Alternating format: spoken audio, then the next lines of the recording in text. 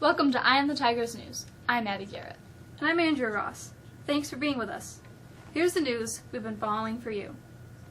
A key witness in the Heidi Allen case failed a lie detector test when she told a sheriff's investigator she did not know who kidnapped Heidi Allen in 1994, court papers revealed yesterday, according to Syracuse.com. The witness, Jennifer Westcott, also admitted that her former boyfriend told her Allen was burning a wood stove and taken care of in a van, according to court papers filed by the lawyer, Lisa Peebles. Additionally, the court admonished the district attorney's office for not disclosing evidence in a timely manner, including the fact that the Allen was working with law enforcement as a drug informant. The testimony is part of a hearing to decide whether or not Gary Thibodeau will receive another trial. He was convicted for the kidnapping of Allen and has been in prison for more than 20 years. Allen was a student at Mexico in the late 80s and early 90s. France ordered 10,000 troops into the streets Monday to protect sensitive sites, nearly half of them to guard Jewish schools, as it hunted for accomplices to the Islamic militants who left 17 people dead as they terrorized the nation. Prime Minister Manuel Valls said that the search is urgent because the threat is still present after the attacks that began Wednesday with a massacre at the satirical newspaper Charlie Hebdo and ended when 3 attackers were killed Friday in nearly 2 simultaneous clashes with security forces around Paris. The White House says it erred in not sending a high-level official to an anti-terror march in Paris on Sunday. More than 40 world leaders attended the rally, which was aimed at showing unity following terror attacks by Islamic militants that left 17 people dead. The Obama administration was represented by the U.S. ambassador to France. More than 1 million people walked the boulevards of Paris Sunday in what French officials called the largest demonstration in their country's history, and upward of 3.5 million demonstrated national unity throughout the country. The average price of regular gasoline nationwide has dropped 27 cents a gallon in the past 3 weeks to $2.20. Industry analysts say that it's the lowest in more than 5 years, and more drops are possible, although probably not as steep.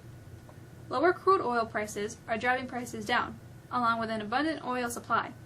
The highest priced gas in the lower 48 states was found in San Francisco at $2.66 a gallon. The lowest was in Albuquerque, New Mexico, at $1.76 a gallon.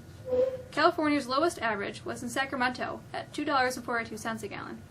Locally, prices are averaging near $2.45.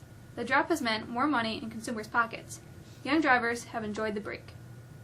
I feel like it's a good thing because now kids have extra money to do other activities. It's definitely nice. You got a lot more money to buy other things you want. Food and such. I feel like it's good. I feel like it's good for the economy. It's good for everybody in the economy. It makes it a lot more convenient. Just got me throwing cash. It's so cheap to fill up your gas tank. I mean, who wouldn't want to just fill it all the way? So, I think it's good for everybody. Well, it's always nice to have a little extra cash around. You can spend it on food and snacks around school.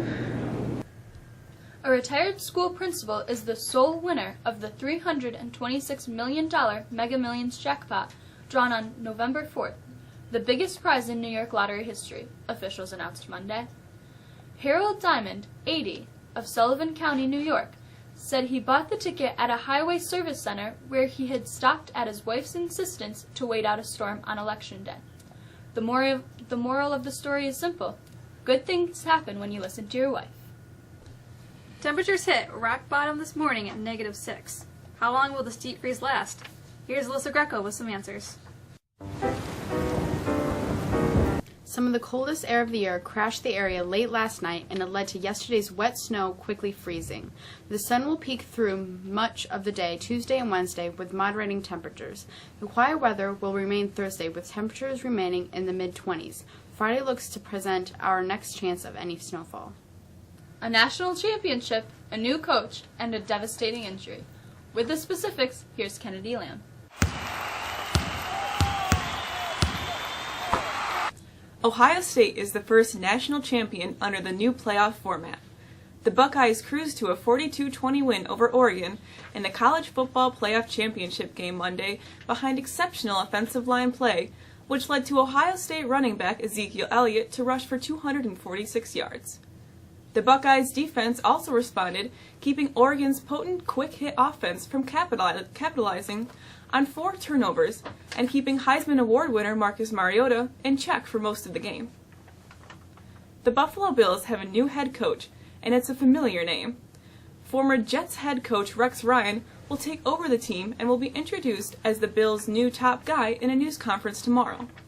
Ryan takes over for Doug Marrone. The Syracuse Orange will continue league play tonight when they host Wake Forest at the Carrier Dome. The Orange have won 3 straight ACC games, but will now have to move forward without freshman phenom Chris McCullough, who tore an ACL early Sunday against Florida State. Wake Forest comes in at a 1-3 in the ACC, netting its first conference win over the weekend against Georgia Tech. The game is on Channel 3 and tips off at 8. The Mexico swim team went up against Class A Auburn yesterday and dropped the meet 105-65. Jacob Zedek and Jacob Ray were winners in the backstroke and breaststroke respectively. And finally, the boys basketball team hosts CBA tonight with a tip time of around 6:30, while the girls travel to Syracuse to take on CBA. And finally today, here's Patrick with our history lesson.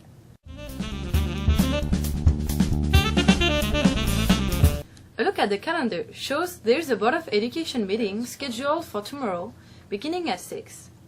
Seniors are reminded that they need to begin their applications for Dollars for Scholars by Wednesday, January 14. The application may be found on the district's website under the Community tab. And looking to the end of the week, all county high school bands will be performing at the Mexico Middle School on Friday and Saturday. And finally today, here's Patrick with our history lesson.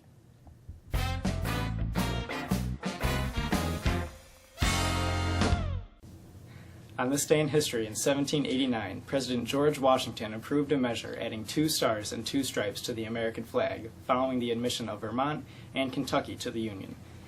In 1968, country musician Johnny Cash recorded a live concert at Folsom Prison in California, leading to one of the most popular albums in history.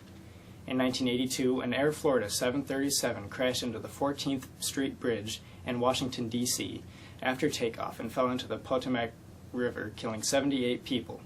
In 2000, Microsoft chairman Bill Gates stepped aside as chief executive, and in 2002, the official Broadway musical Fantastics ended a run of nearly 42 years and over 17,000 performances.